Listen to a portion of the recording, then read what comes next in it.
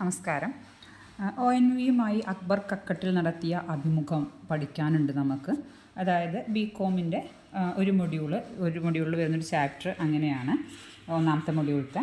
അപ്പോൾ നമുക്ക് ഈ ഒരു ചാപ്റ്ററിൽ നിന്ന് സമറൈസ് ചെയ്ത് പറയാം. കുറച്ച് ചോദ്യങ്ങൾ ചോദിക്കുന്നു. എന്താണ് ശരിക്കും പറഞ്ഞാൽ അഭിമുഖം എന്ന് നിങ്ങൾക്കറിയാമല്ലോ അല്ലേ, ഇൻ്റർവ്യൂ എന്നൊക്കെ പറയുന്നത്. അപ്പോൾ അത് പറയുന്നതിന് മുൻപായിട്ട് അക്ബർ കക്കട്ടിൽ ആരാണെന്ന് നോക്കാം. മലയാള ചെറുകഥാകൃത്തും നോവലിസ്റ്റുമായിരുന്നു അക്ബർ കക്കട്ടിൽ. ആധുനികതയ്ക്ക് ശേഷം മലയാളത്തിൽ വേറിച്ച പുതുഭാവുകത്വം പങ്കിട്ട കഥകളാണ് അദ്ദേഹത്തിൻ്റേത് എന്ന് പറയാം. നമ്മൾ നിത്യജീവിതത്തിൽ കണ്ടുമുട്ടുന്ന മനുഷ്യരുടെ കഥകളാണ് അക്ബർ കക്കട്ടിൽ എഴുതിയത്. മലബാറാണ് അദ്ദേഹം ആഖ്യാനത്തിനായി കണ്ടെത്തിയ ദേശം. അതുപോലെ അധ്യാപകനായിരുന്നു അദ്ദേഹം. അതുകൊണ്ട് തന്നെ കാരൂർ നീലകണ്ഠപിള്ളയ്ക്ക് ശേഷം, കാരൂരിന് ശേഷം അധ്യാപക സമൂഹത്തെക്കുറിച്ച് ഏറ്റവും കൂടുതൽ എഴുതിയ കഥാകൃത്താണ് അക്ബർ കക്കട്ടിൽ. ആ കഥകളിൽ പലതും TV ചാനലുകളിൽ പരമ്പരയായിട്ട്, അതായത് സീരിയലുകളായിട്ടൊക്കെ വന്നിട്ടുണ്ട്. പാഠം 30 എന്ന പേരിൽ കക്കട്ടിൽ എഴുതിയ സർവീസ് കഥകൾ മലയാളത്തിലെ ആദ്യത്തെ അധ്യാപക സർവീസ് സ്റ്റോറിയായി പരിഗണിക്കപ്പെടുന്നു. അദ്ദേഹത്തിന് അങ്കണം സാഹിത്യ award, SK Pottekkatt award, Kerala സാഹിത്യ അക്കാദമി അവാർഡ് തുടങ്ങി ധാരാളം അവാർഡുകൾ ലഭിച്ചിട്ടുണ്ട്.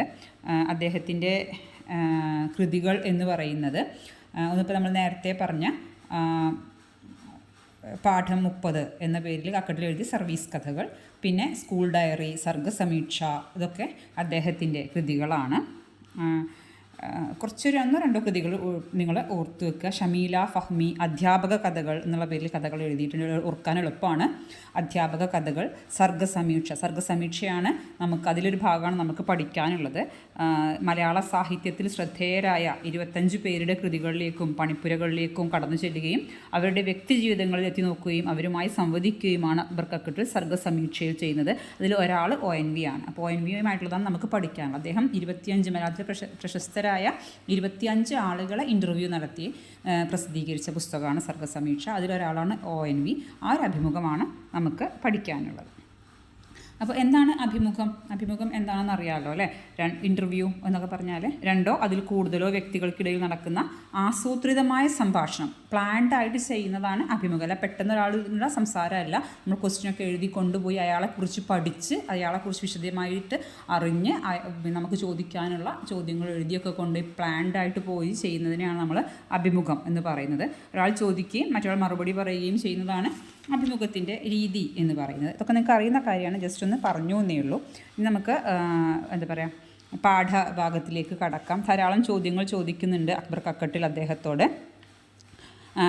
കാരണം അദ്ദേഹത്തിൻ്റെ യാത്ര എന്ന് പറയുന്നത്, ONVയുടെ യാത്ര എന്ന് പറയുന്നത് അത്രയും ഉദാത്തമായിരുന്നു. ആദ്യമൊക്കെ അദ്ദേഹം എഴുതിയ കവിതകളിൽ നിന്നും പിന്നെ അവസാനമായപ്പോഴേക്കും വന്ന മാറ്റത്തെക്കുറിച്ചൊക്കെ ചോദിക്കുന്നുണ്ട് അക്ബർ കക്കട്ടിൽ.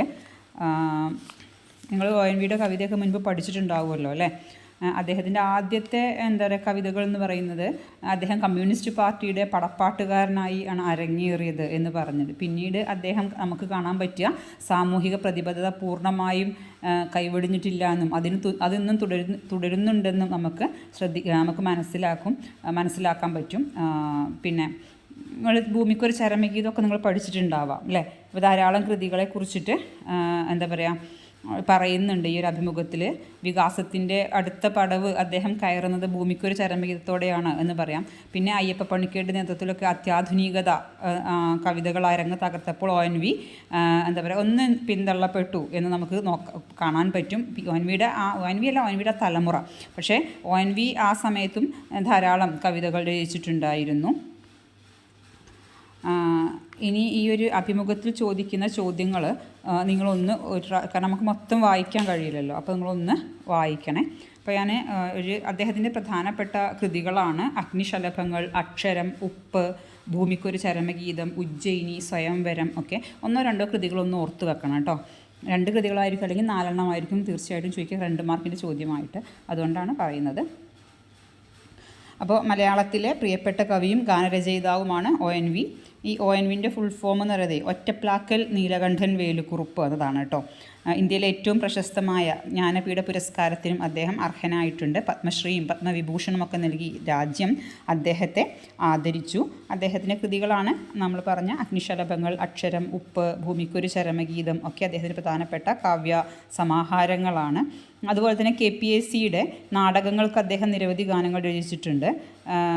സർവേക്കല്ല് നാടകത്തിനു വേണ്ടി വള്ളിക്കുടലിൻ ഉള്ളിലിരിക്കും പുള്ളിക്കുയിലേ പാടൂ എന്ന് പറയുന്ന, അതേപോലെ നിങ്ങളെന്നെ കമ്മ്യൂണിസ്റ്റാക്കിയ നാടകത്തിലെ മധുരിക്കും ഓർമ്മകളെ മലർമഞ്ചൽ കൊണ്ടുവരൂ, നിങ്ങൾക്കൊക്കെ പരിചയമുള്ള ഒരു പാട്ടുണ്ട്, പൊന്നരിവാളമ്പിളിയിൽ കണ്ണെറിയുന്നോളെ. ഇതൊക്കെ ONVൻ്റെയാണ് കേട്ടോ, ഓർത്തു വെക്കണേ. ഈ ഒരു അഭിമുഖത്തിൽ അതുപോലെ പറയുന്നത് ആദ്യമായിട്ട് ചോദിക്കുന്നത് 1980 തിരുവനന്തപുരം ലോക്സഭാ മണ്ഡലത്തിൽ ONV മത്സരിക്കുകയുണ്ടായി. അതേക്കുറിച്ചാണ് ആദ്യമായി അദ്ദേഹം അക്ബർ കക്കട്ടിൽ ചോദിക്കുന്നത്. പിന്നെ അതുപോലെ തന്നെ ONVയുടെ കാവ്യഭാഷ, കാവ്യദർശനം, കവിതയുടെ ഗാനാത്മകത എന്നിങ്ങനെ പല പ്രമേയങ്ങളിലേക്കും ഈ ഒരു അഭിമുഖം പോകുന്നുണ്ട്. ONV കവിതയിലെ കാൽപ്പനിക ചാരുതയും ബിംബകൽപ്പനയിലെ വൈചിത്രങ്ങളുമൊക്കെ ഇദ്ദേഹത്തിൻ്റെ ഈ ചോദ്യങ്ങളിൽ കടന്നു വരുന്നുണ്ട്.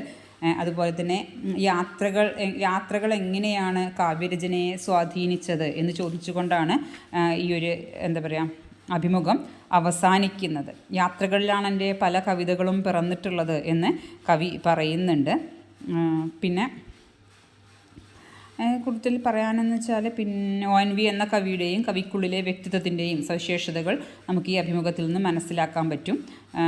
ONVയെ ഞാൻ പരിചയപ്പെടുന്നത് വടകരയിലെ ഒരു സാഹിത്യ സമ്മേളനത്തിൽ അദ്ദേഹം വന്നപ്പോഴാണ് എന്ന് ഇതിൻ്റെ ഒരു ഇൻട്രൊഡക്ഷനിൽ അക്ബർ കക്കട്ടിൽ പറയുന്നുണ്ട്. പിന്നീട് പലവട്ടം ബന്ധപ്പെടാനും കൂടുതൽ അടുക്കാനും ഒക്കെ അവസരമുണ്ടായിട്ടുണ്ട്. കടുത്ത ഒരു വാക്കിന് പോലും മുറിവേൽപ്പിക്കാനാവും വിധം എന്ന് തോന്നിപ്പിക്കുന്ന രൂപഭാവങ്ങളാണ് ONVയുടേത്. കന്നഡ ചില്ലുകൾക്കകത്തെ കണ്ണുകൾക്ക് എപ്പോഴും ഒരു സൗമ്യ ഭാവമാണ്. വാക്കുകൾക്കും ചലനങ്ങൾക്കുമൊക്കെ അതേ സൗമ്യതയുണ്ട് എന്ന് അക്ബർ കക്കട്ടിൽ അദ്ദേഹത്തെക്കുറിച്ച് പറയുന്നത്. അദ്ദേഹത്തിൻ്റെ വ്യക്തിത്വത്തിൻ്റെ സവിശേഷതയായിട്ട് പറയുന്നത് ഈ സൗമ്യതയാണ്. ചിലപ്പോൾ ചോദ്യം വരാം കേട്ടോ, അക്ബർ കക്കട്ടിൽ എന്താണ് ചൂണ്ടിക്കാണിക്കുന്നത്? സൗമ്യതയാണ് ONVയുടെ വ്യക്തിത്വത്തിൻ്റെ ഏറ്റവും വലിയ സവിശേഷതയായിട്ട് അക്ബർ പറയുന്നത്. ഇത്രയൊക്കെ ഉള്ളൂ ഇതിൽ പറയാൻ. പിന്നെ നിങ്ങൾ ആ ചോദ്യങ്ങളൊന്ന് വായിക്കുക, ONV കവിതകളെക്കുറിച്ചൊന്ന് അറിവുണ്ടായിരിക്കുകയും ചെയ്യുക കേട്ടോ. നിങ്ങൾക്ക് മനസ്സിലായിട്ടുണ്ടാവുമെന്ന് വിചാരിക്കുന്നു. എന്തെങ്കിലും സംശയം ഉണ്ടെങ്കിൽ നിങ്ങൾ കമൻ്റായിട്ട് താഴെ ചോദിച്ചാൽ മതി. അപ്പോൾ ഞാൻ വ്യക്തമായിട്ട് അതിൻ്റെ ഉത്തരം തരാം. Thank you so much.